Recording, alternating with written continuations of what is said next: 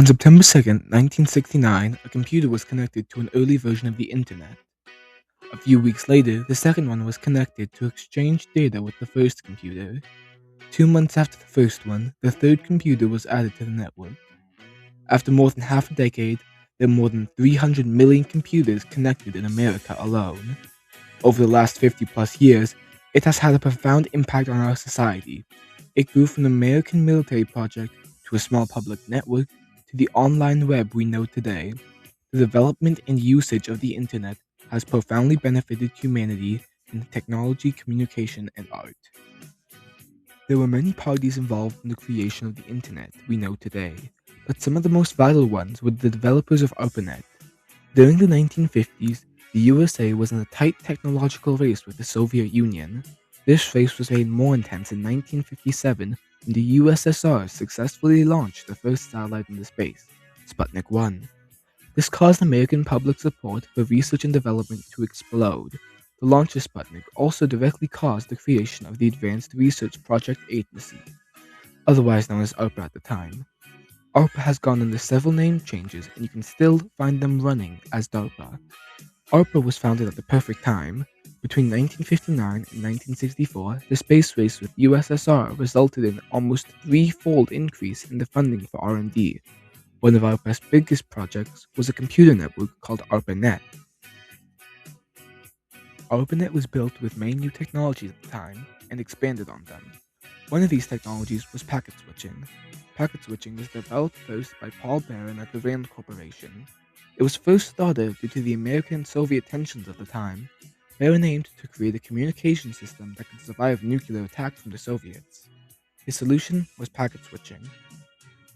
Instead of circuits, he envisioned a network of nodes that sent pieces of the full information to be combined at an encoded destination. His idea was ignored, but he still wrote a paper on his research.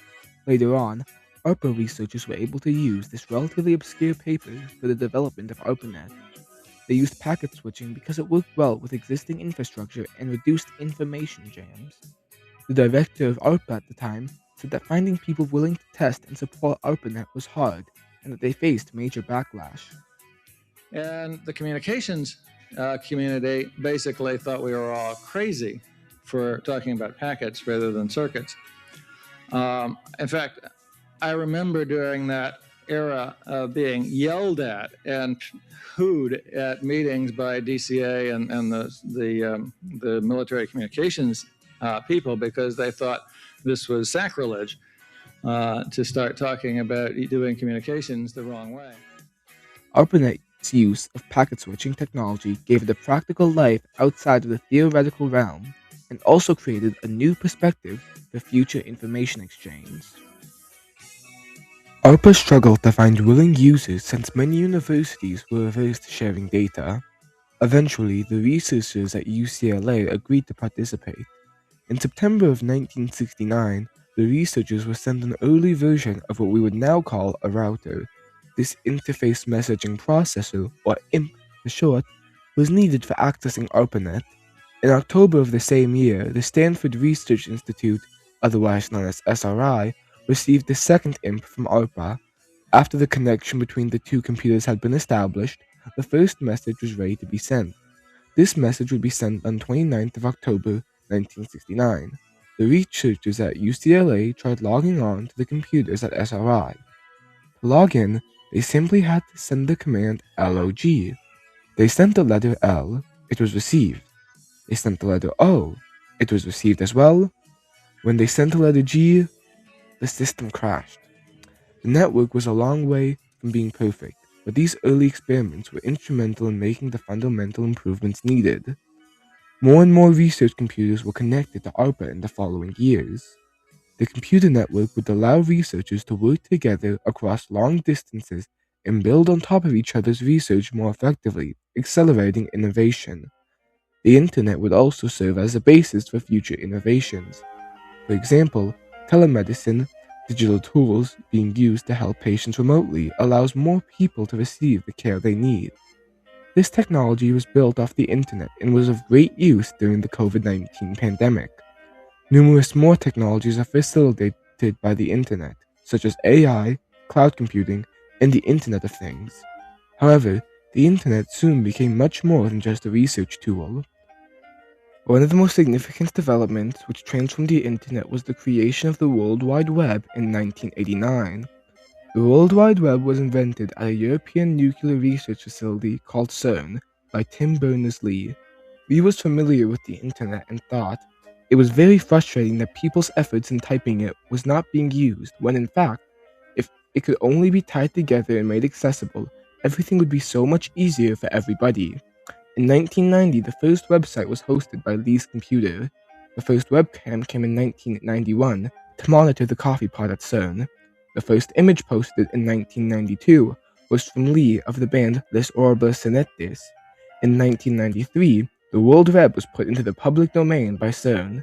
The internet was no longer just for research. The World Wide Web allowed the internet to move beyond military and research applications into a publicly available tool for communication, fulfilling the potential of ARPA's original research. People started using the internet with more ease because of the support of the World Wide Web. They could create websites on the web and share them with others. This led to people making blogs, vlogs, and other new forms of communication. These new forms of communication could also be viewed by people with the accessibility that the World Wide Web provided. Some people were skeptical of the internet at first. One newspaper of the time expressed that there was nothing useful on the internet. However, many people found enjoyment and utility on the internet.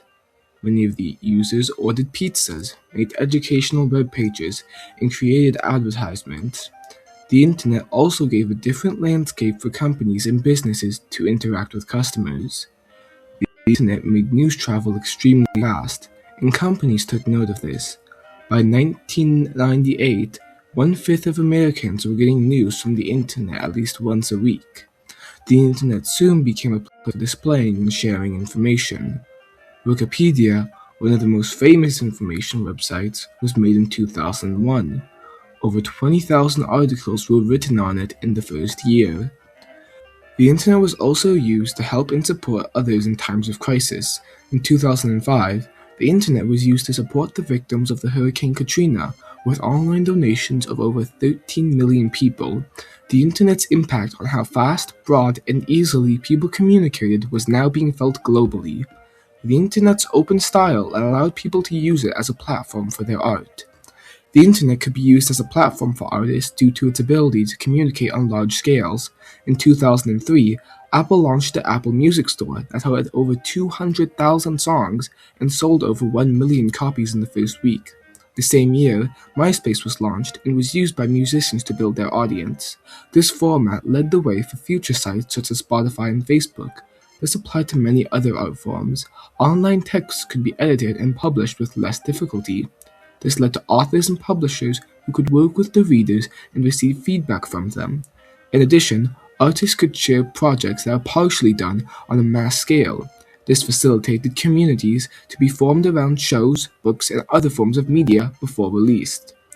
There was a fear about people losing interest in live events and attending in-person exhibits. However, the internet has made art more visible to many otherwise isolated individuals. Now, over 400 million terabytes of data are generated per day. While the internet did not start out perfectly, it continues to evolve every day. The internet has also changed the landscape of communication, building stronger connections. Long-distance communication was possible before the internet with landlines, postal service, and telegraphs. However, the technologies that the internet is built on allow for faster, cheaper, and broader communications than before. This allows people to connect all over the world. Artists and audiences alike have benefited from the internet, with more people reaching art than they can enjoy and artists finding much bigger audiences. The internet has changed the landscape of art, and while some are skeptical of it, many are embracing and utilizing it. The internet revolution is a major event in human history, and we must be perceptive while living through it.